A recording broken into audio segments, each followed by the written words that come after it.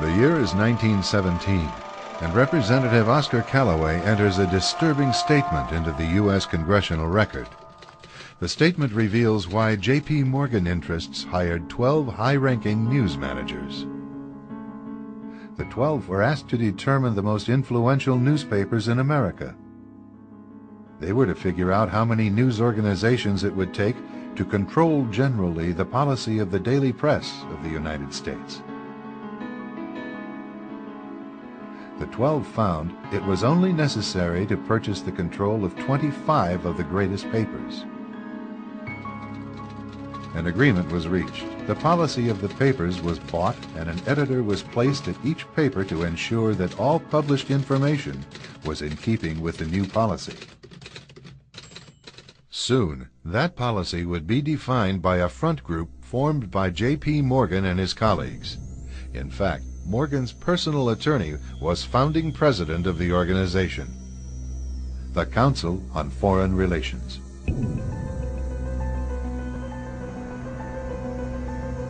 Today, the CFR maintains that its goal is to increase America's understanding of the world. However, the actual objective of this highly exclusive club is revealed by the rare admissions of the insiders themselves. In the early 60s, a Georgetown University professor collects information for a book favorable to the network of powerful men who founded the CFR.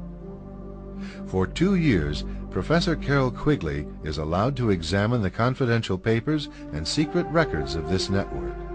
Quigley reveals that these men aim to create a world system of financial control in private hands, able to dominate the political system of each country and the economy of the world as a whole.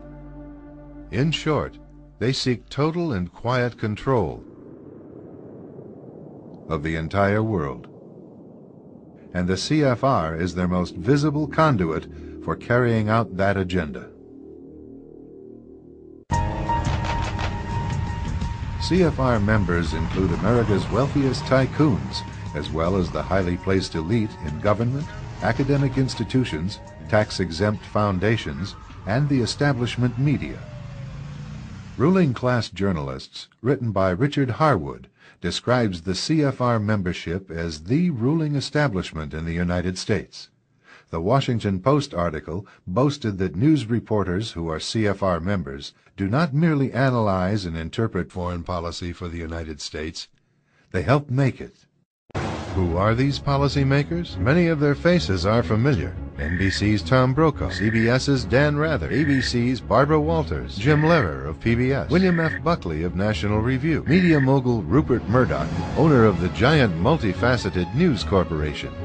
These media heavyweights, and many others like them, are members of the CFR. Powerful corporations are also invited to become members.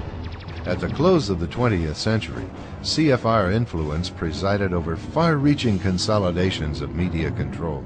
In 1995, CFR members Michael Eisner of Disney and ABC's Thomas Murphy merged their media empires.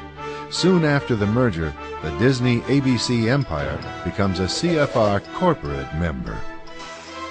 In the year 2000, the world's largest internet service provider, America Online, joins forces with Time Warner, one of the world's largest news organizations.